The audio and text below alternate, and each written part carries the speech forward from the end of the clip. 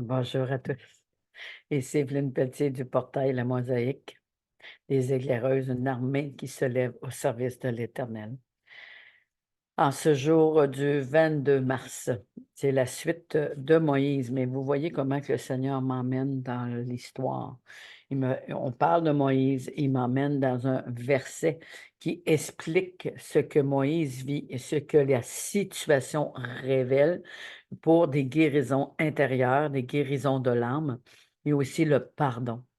Dieu n'est pas un Dieu vengeur pour essayer de fesser quelqu'un ou frapper quelqu'un, soit par une différence ou autre. Il a donné des lois, il a donné des directions, il a donné des codes parce qu'il sait que un ordre précis amène la bénédiction. Quand il a créé Adam et Ève et la création, la parole qu'il envoyait, elle accomplissait ce qu'il envoyait. Donc, tout ce qui dit de sa bouche, sa main le fait. Mais si c'est dit du cœur de l'homme, d'une manière de voir, de raisonner, de comprendre, car que le cœur de l'homme est plus tortueux que tout, l'homme et la femme. OK? C'est parce que là, on a l'homme et la femme, parce que c'est vraiment important de réaliser que parfois, nous avons un cœur blessé, vengeur. C'est pas bon de prendre une décision quand on est émotionnel ou mentalement traumatisé. À un moment donné, on peut faire des choses qui blessent ou des choses qui peuvent nous faire du mal. Donc, le Seigneur a donné des règles, a donné des prescriptions et c'est sa parole qui l'accomplit. Sa parole est par-dessus la parole de l'homme, parce que c'est Dieu qui est le Créateur. C'est Dieu qui est Dieu depuis de toute éternité, dès le commencement. On ne peut pas enlever le Seigneur et dire, moi, je m'impose, puis c'est comme ça, je vois ça. Non, on ne peut pas faire ça. Et le gouvernement ou certaines personnes vont le faire parce qu'il dit, moi, c'est ma vie, je fais ce que je veux. Oui, tu peux, mais tu vas avoir les conséquences qui vont suivre avec. OK? Ça ne sera pas la faute du Seigneur. Fait qu'aujourd'hui, vraiment, à travers tout ceci, ce que le Seigneur puisse toucher chacun de nos cœurs, moi compris, pour qu'on puisse s'examiner et regarder qu'est-ce que j'ai pu penser, faire que j'aurais pas dû faire et qui était contradictoire à l'ordre divin. C'est l'ordre divin qui amène l'ordre sur la terre, c'est-à-dire la paix.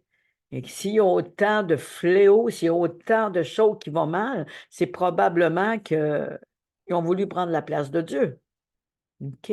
C'est vraiment important de le réaliser.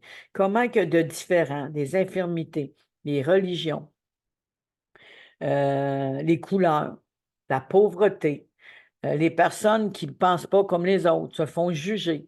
Et surtout si ça va en l'encontre de leur idéologie. Dieu n'est pas un Dieu d'idéologie. Il est un Dieu de relation pour être avec sa création, avec ses enfants. OK? C'est vraiment important. Parce que le Seigneur, ce qu'il veut, c'est qu'on ait un cœur à cœur avec lui, une intimité avec lui. Mais toutes ces choses le séparent de lui. Et ça l'attriste le Saint-Esprit. Ça l'attriste. C'est Dieu qui nous crée à son image, mais on se tourne vers d'autres choses. C'est Dieu qui nous a prédestinés d'avance à faire des œuvres bonnes et qui connaît les projets qu'il a formés pour nous. On le rejette. On ne fait pas de cas. On se fâche après lui. Comme si ça ira mal sur la terre, c'est toute sa faute. Mais désolé, moi, les décisions que j'ai prises, j'en ai subi les conséquences. Je l'ai confessé, je reconnu, j'ai pris des mauvaises décisions. Je ne pouvais pas donner ce que je n'ai pas reçu, mais j'avais la responsabilité de réfléchir avant d'agir. Je n'étais pas une personne très violente, mais ma bouche, elle parlait très fort. Très fort. Dans le temps que je n'étais pas chrétienne, que je veux dire que je n'étais pas enfant de Dieu, parce qu'aujourd'hui, il faut faire la différence. Enfant de Dieu, confesser de ma bouche le Seigneur Jésus comme Sauveur et Seigneur. Je pense qu'il y avait des personnes qui auraient aimé mieux une claque que m'entendre parler. J'avais des paroles très, très coupantes. Tout ça par cause que j'avais de la douleur, j'avais des peurs, des offenses et que je m'avais fait des promesses.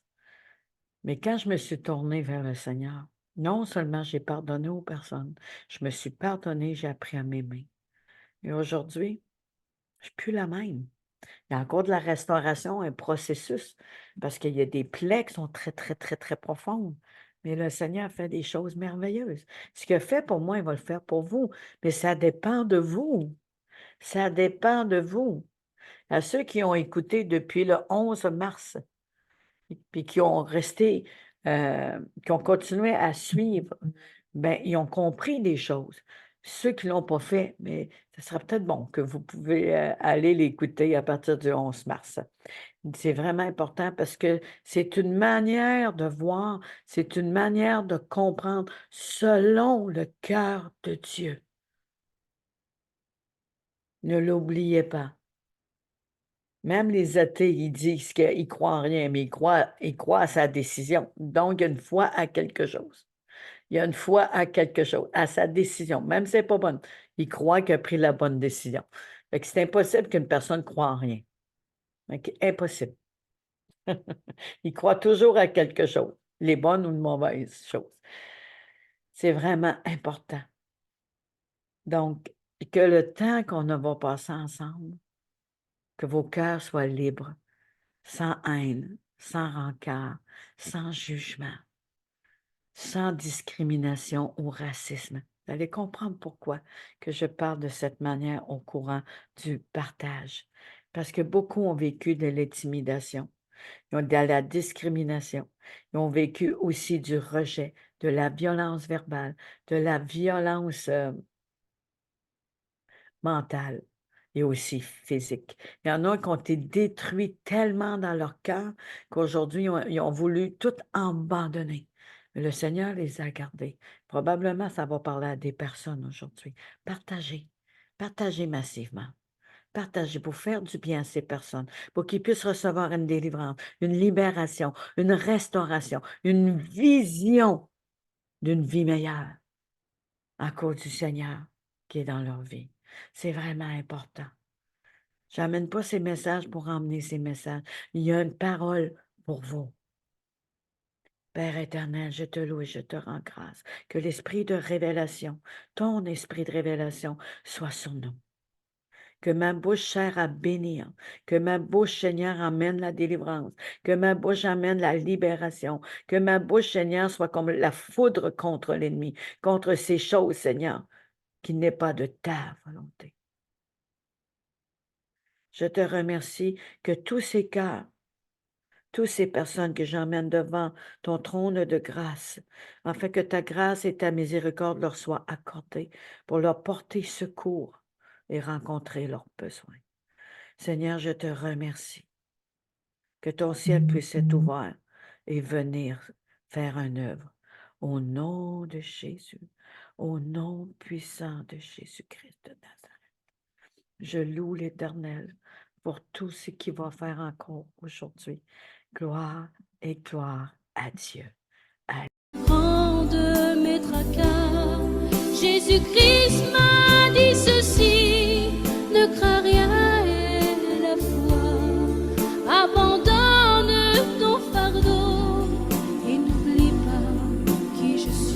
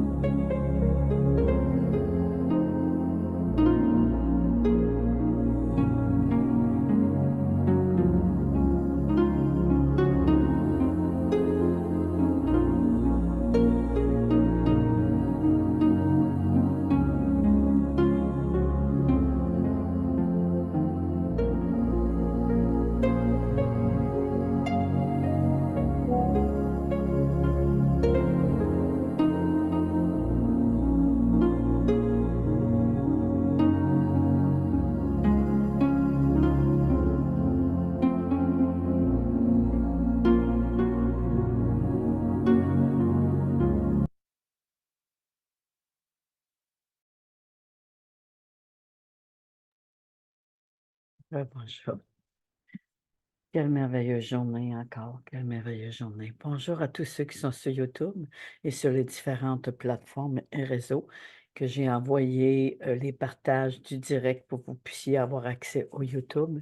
Et c'est un plaisir pour moi d'être avec vous, toujours un plaisir. Je le fais de tout mon cœur. Mais le Seigneur vous a aimé le premier et lui a donné sa vie pour vous. Moi, je vous donne un peu de mon temps, mais ce que c'est pour l'éternité que Dieu promet. Il vous a mis la parole d'éternité dans votre cœur. Pensez-y. Le Seigneur est vraiment bon. Donc, cette lecture qu'on a commencé hier, lundi, pardon, et cette lecture par rapport à Moïse, Moïse qui a vécu des choses assez exceptionnelles, la discrimination, de l'intimidation. Mais lorsque le Seigneur l'a emmené en Égypte, c'était pour le former à être un libérateur. Il faut qu'il connaisse son territoire. Il faut qu'il connaisse le territoire de l'autre. C'est comme une formation. On apprend, on veut devenir mécanicien. Exemple, que ce soit diesel ou un autre électronique ou autre. Mais on va aller apprendre notre métier pour comprendre, pour savoir que les morceaux, c'est quoi que c'est fait, c'est quoi ça sert, pour pouvoir monter le moteur, si c'est pour travailler pour un concessionnaire ou pour la mécanique pour réparer. Les morceaux, on choisit les bons morceaux. OK, mais si on ne connaît rien là-dedans, on ne peut pas rien faire. Fait que la personne va se perfectionner dans son métier, dans sa profession ou sa mission. OK? C'est vraiment important. Infirmière, docteur, et si c'est un cardiologue, il va se perfectionner dans la cardiologie. Mais quand c'est pour le salut, quand c'est pour notre cœur, puis qu'on va avoir cet héritage que Dieu nous a promis, on va prendre la parole de Dieu, on va demander à l'Esprit de Dieu de nous guider, de l'accepter dans notre cœur, Jésus-Christ, et de nous parler par son esprit. À partir de là, plus qu'on apprend à connaître Dieu, plus qu'on apprend à connaître la destinée qu'il a pour nous, pourquoi qu'on a passé par telle et telle situation, qu'est-ce qu'il veut révéler. À mesure qu'on a cette intimité, priez mon Père, Dieu, Jésus, il dit, priez mon Père en mon nom, je le ferai. Lorsque nous avons cette intimité, les choses changent. Je peux vous garantir que je vous dis la vérité. On a envie de plaire à Dieu. On a envie de voir ce qu'il a fait pour nous. Moi, des fois, je deviens devant lui comme un enfant.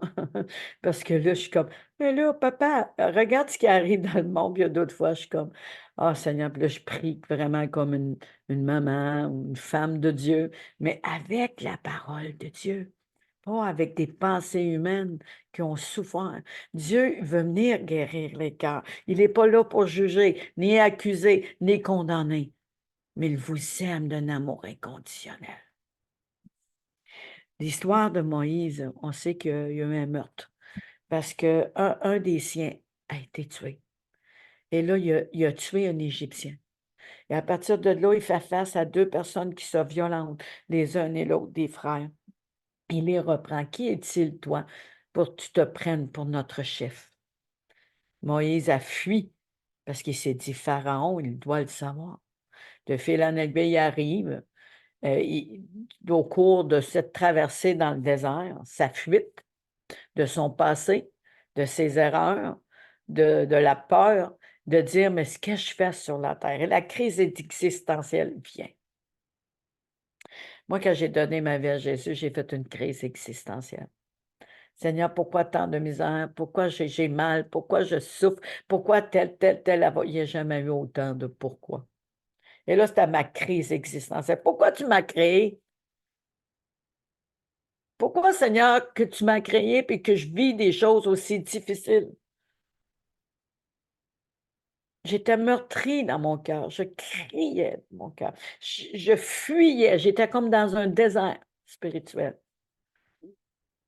Mais la main de Dieu est arrivée. Il m'a pris par le poignet, puis il m'a relevé. J'étais tellement touchée. Tellement touchée, je me suis endormie. Pourtant, je n'avais pas de solution. Mais je savais qu'il y avait eu quelque chose avec le Seigneur. Je savais que le Seigneur avait un plan pour moi. Je savais que le Seigneur prenait ma défense. Je savais qu'il avait un Dieu qui est en train d'agir. Comme j'ai dit, j'ai toujours cru en Jésus, mais je ne savais pas pourquoi il avait été à la croix. Je l'ai appris en cours de route. Et ma vie fut transformée. La Evelyne n'est plus comme avant. Je prie le Seigneur qui m'aide à sonder mon cœur plus que toute autre chose, pour que je puisse rester, le laisser mouler, me mouler à son image, de ce que lui a prévu pour moi, parce qu'il connaît mes projets. Oui, il connaît les projets qu'il a formés pour moi, pour chacun de vous. Ne faites pas un désordre pour essayer de faire votre mécanique, votre compréhension. Les plans de Dieu sont au-dessus de nos pensées. Les plans, les pensées de Dieu sont au-dessus des nôtres. Vraiment, vraiment merveilleux. Donc, on continue cet Exode 2 à partir de 16. Vous savez, on a fini qui était près d'un puits. Et le puits, je vous avais promis que je vous emmènerais quelque chose sur la Samaritaine, et c'est ça que je vais faire. Mais juste pour faire un petit rappel, OK? Il a dit ici, Moïse eut peur et dit, certainement, la chose est connue. Pharaon a appris ce qui s'était passé et cherchait à faire mourir Moïse. N'oubliez pas, mourir Moïse. L'ennemi est venu détruire, voler et égorger. Jésus amène la vie en abondance. Mais Moïse s'enfuit et devant Pharaon, il se retira dans le pays de Madian où il s'arrête près des puits. Ce puits-là, que je vais vous emmener dans cette histoire de cette Samaritaine, c'est une source d'eau vive. On pourra dire que Moïse s'est arrêté pendant un temps de retrait, de méditation, face à sa vie, face à lui-même devant le puits. Qu'est-ce qui va devenir sa destinée? Qu'est-ce qui va lui arriver? Est-ce qu'il va se faire poursuivre par Pharaon puis il va se faire tuer? Est-ce qu'il va se faire... Qu'est-ce qui va arriver? Là, il savait que ses racines n'étaient pas égyptiennes, mais qu'il était un Hébreu. Mais il était dans un combat. Il ne voulait plus retourner dans le passé. Il voulait aller de l'avant.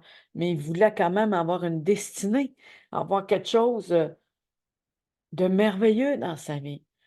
Et il t'a dû mourir, cet enfant-là. Mais sa mère l'a gardé.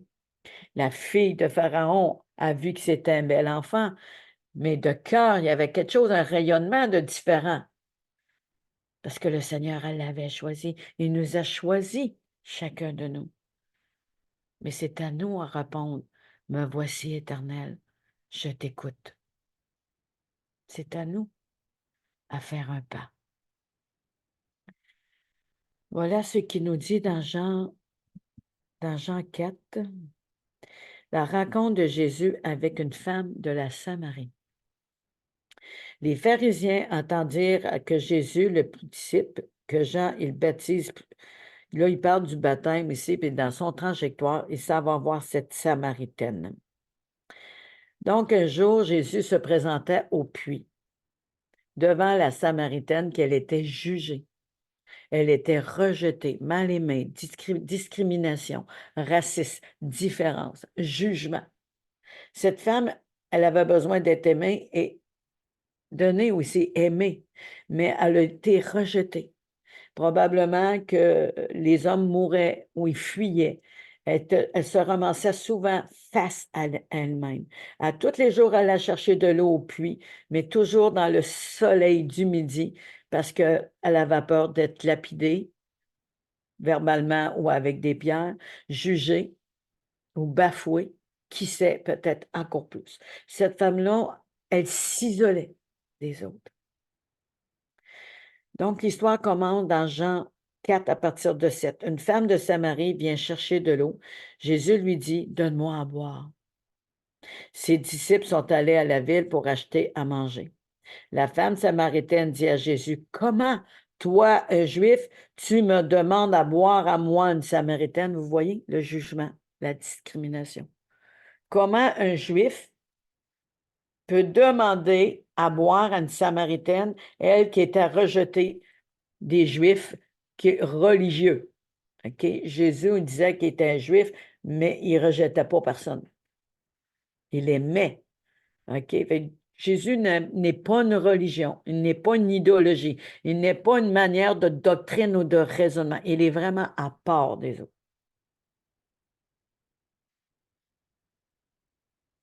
En effet, les Juifs n'ont pas de contact avec les Samaritaines. Jésus lui répond, tu ne connais pas le don de Dieu, tu ne connais pas celui qui te dit, donne-moi à boire.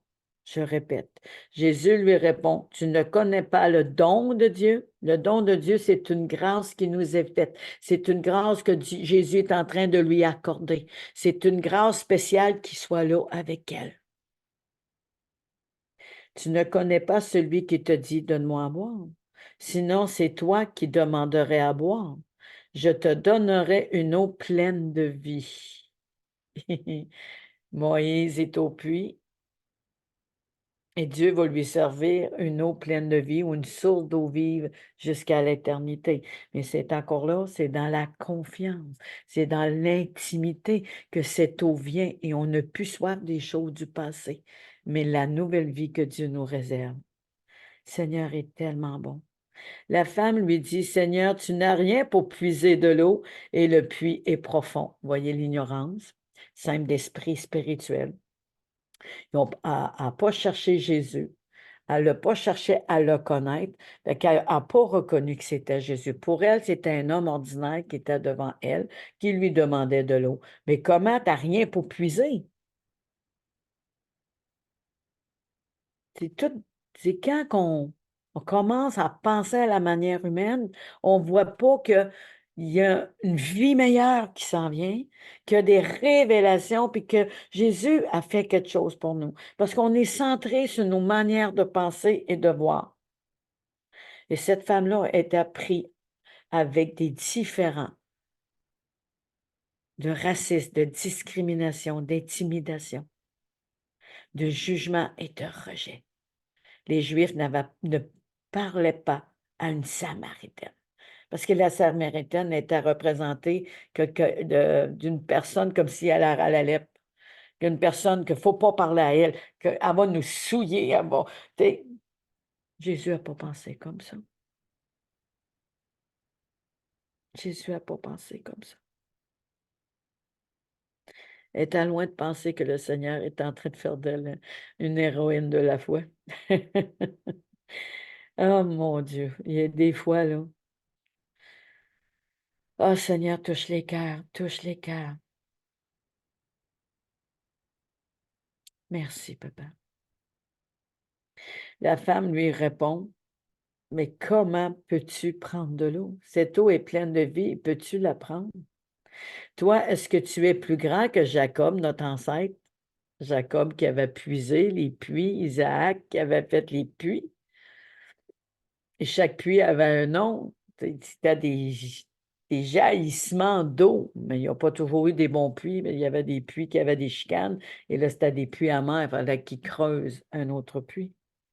Les puits religieux, les manières de penser, les manières de juger, de même rejeter les enfants de Dieu, de rejeter différent de quelqu'un ou une manière de penser. Ou une femme qui a besoin d'aide, mais qu'on la juge parce qu'elle a fait les mauvaises décisions, parce qu'elle a pris, parce qu'elle a été jugée, il la rejette. Il y en a, c'est les couleurs. Il y en a, c'est une infirmité. Il y en a, ils travaillent à la ferme. J'ai travaillé à la ferme. On a des odeurs.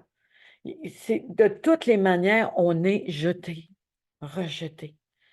Et comment de fois, moi, qu'il y en a qui ont ri de moi, Evelyne. Evelyne n'a fait rien de bon. Passe-toi, Evelyne. Puis à un moment donné, ils me servaient de moi comme un bouche-trou. Et aujourd'hui, tous ceux qui ont été rejetés, qui ont vécu de la discrimination, du racisme, du jugement à cause des différents, à cause de la pauvreté aussi. La personne arrive avec du linge débraillé et cette personne-là se fait rire d'elle ou de lui.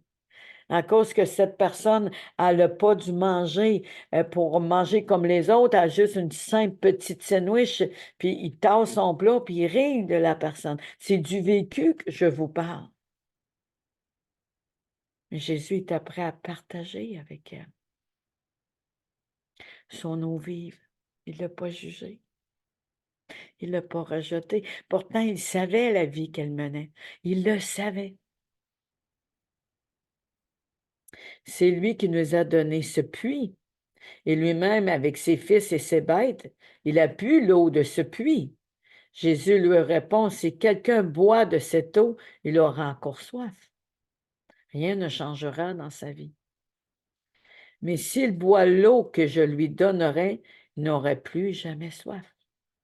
Donc, si on continue à boire l'eau de ces choses de ce monde, que ce soit une religion, que ce soit le nouvel âge, que ce soit l'occultisme, toutes ces choses qui sont à la merci, qui paraissent bonnes, mais on reste toujours sur notre soif, toujours avec un vide en nous qu'on essaie de remplacer par toutes sortes de péchés. La pornographie, la masturbation, la violence, le jugement envers nous-mêmes. Vous vous rappelez, je me maltraitais. Je restais toujours sur une faim, puis j'allais toujours chercher plus loin pour combler ma faim. Non. Le yoga, quel que soit, n'a pas pu remplir mon vide. Toutes ces choses, c'est comme la cruche de cette Samaritaine qu'elle a mis de côté. Même les choses que je n'ai pas nommées. Père éternel, je te prie d'agir, de toucher tous les cœurs de ceux qui écoutent et qui vont écouter en replay. Je te remercie, mon Dieu, mon roi, qu'on puisse abandonner les choses du passé, qu'on puisse abandonner nos peurs, qu'on puisse abandonner, Seigneur, les choses qui ont pris ta place, qu'on puisse abandonner, Seigneur, tout ce qui emmène le jugement et le racisme. Seigneur, soit enlevé de nos vies, tout ce qui prend la place dans notre cœur. J'ai besoin de toi, Père. Il y a beaucoup qui pleurent, beaucoup qui souffrent. Et je répète, au contraire, l'eau que je lui donnerai deviendra en lui une source, et cette source donne la vie avec Dieu pour toujours. La femme lui dit, Seigneur, donne-moi de cette eau. Elle aura pu soif des choses de cette vie. Elle aura pu soif des choses qu'elle faisait et que le jugement des autres. Sa soif, mauvaise soif qu'elle avait, ne venait pas la rassasier, ne venait pas la combler.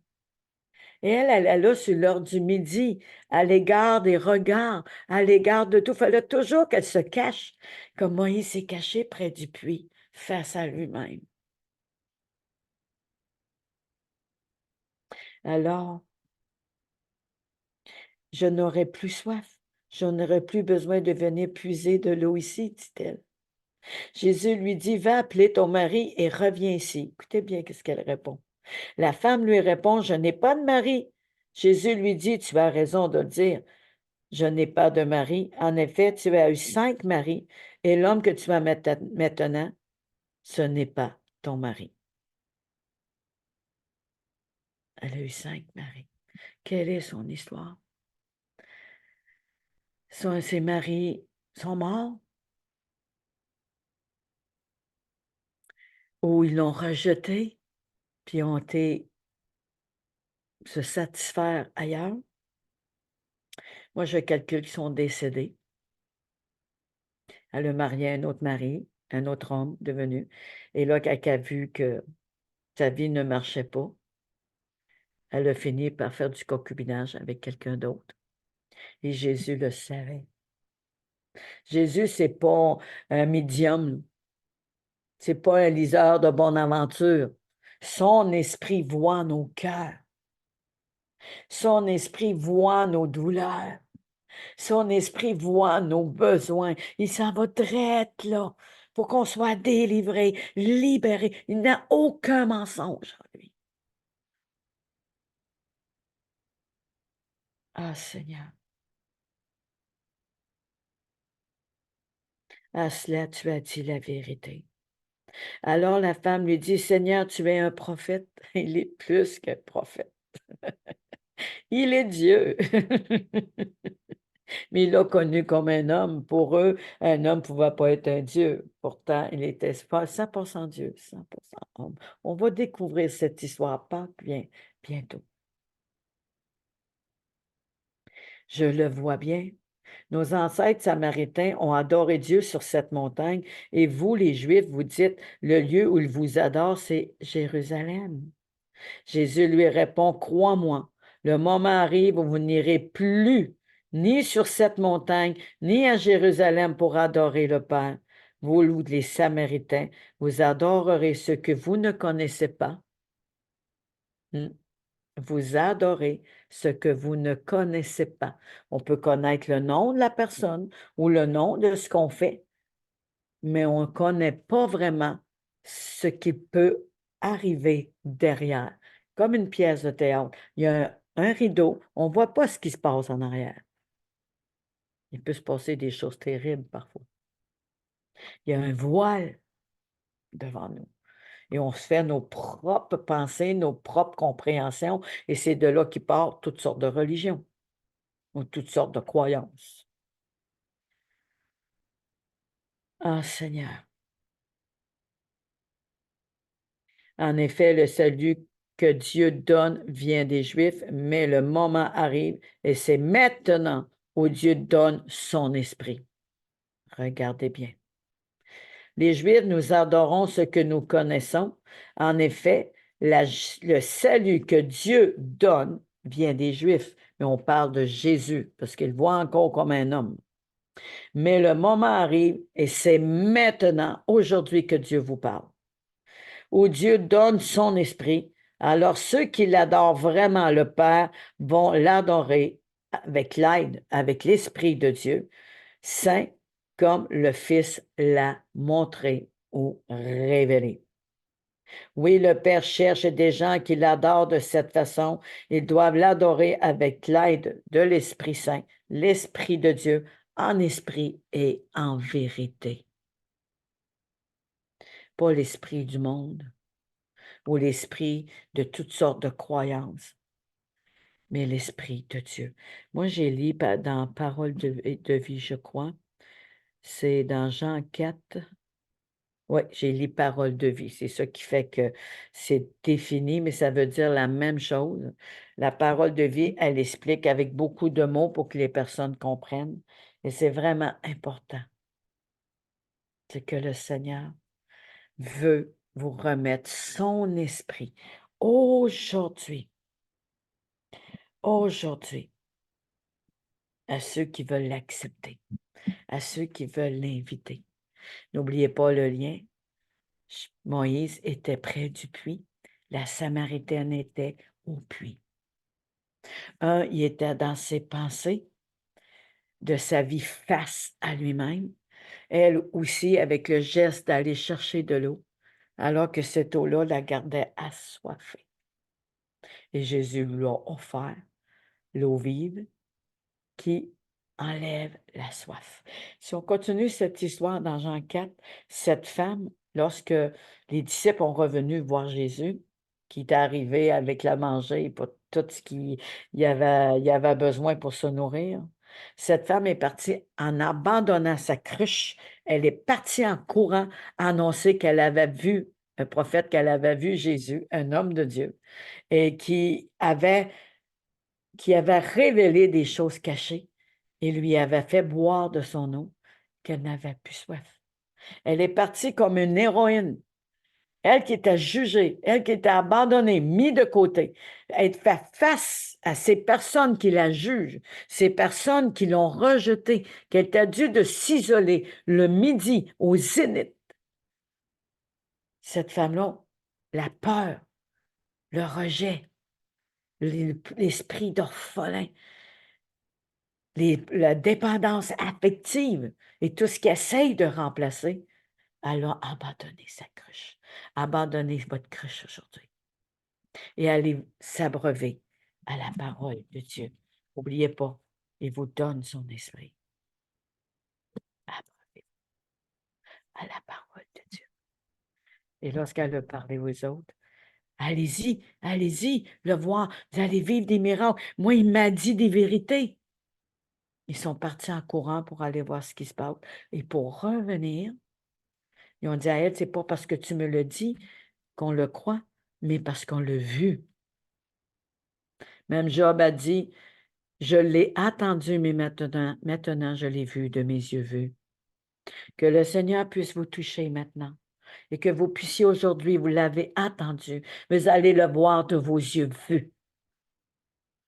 Vous allez le voir de vos yeux vus, comme ces personnes que cette Samaritaine a parlé, ont vu des miracles, ont vu des libérations, des délivrances, et ont été touchés et ont cru. Ils n'ont pas resté sur l'opposition, mais ils ont dit, on va aller voir. On va aller voir qui est Jésus. On va aller voir ce qu'a dit la servante Évelyne. On va aller voir avec un cœur ouvert à la vérité, comme cette femme. Seigneur, je te remets chaque personne maintenant. Je te remets, Seigneur, le cœur de chaque personne. Que toutes les cruches qu'on puisse avoir dans nos vies, toutes ces cruches, on les met devant toi. Et nous, Seigneur, nous sommes devant ton puits maintenant. Donne-nous de cette eau, afin que je ne vienne plus boire ici, mais que je m'abreuve de ton eau qui enlève la soif. Chaque personne a une cruche, Seigneur. Je te demande, Saint-Esprit, l'Esprit de Dieu que tu donnes et que tu accordes par le pardon. Et je te demande pardon. Que nos yeux s'ouvrent maintenant, afin que lorsque nous avons entendu, nous le voirons. Au nom de Jésus. Au nom de Jésus. Je les couvre maintenant. Couvre-nous de ton esprit. Et viens nous remplir. Au nom de Jésus. Amen. Je vous aime, Jésus vous a aimé le premier. Je mets encore toutes mes coordonnées.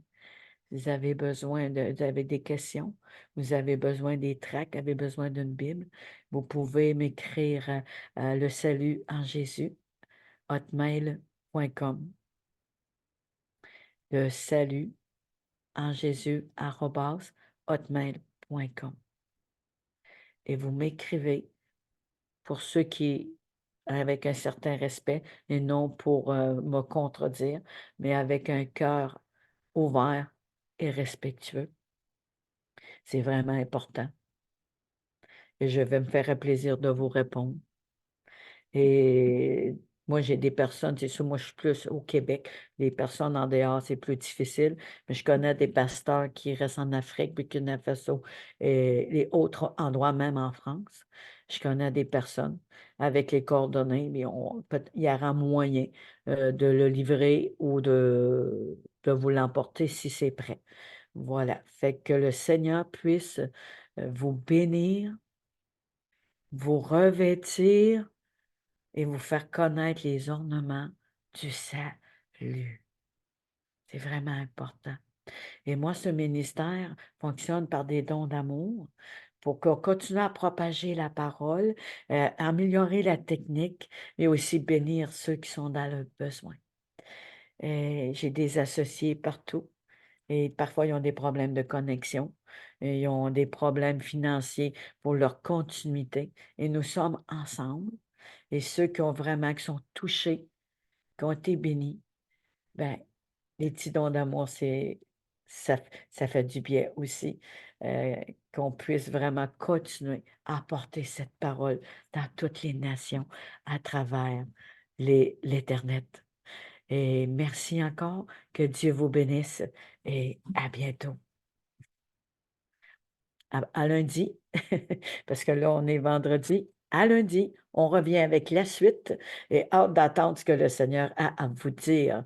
Je dis bonjour à tout le monde sur le YouTube et tous ceux qui vont écouter sur le replay, que l'onction continue à couler et que le Seigneur vienne remplir votre vie afin que vous ne soyez plus soif, vous ayez plus soif des choses de ce monde, mais que Jésus prenne toute la place.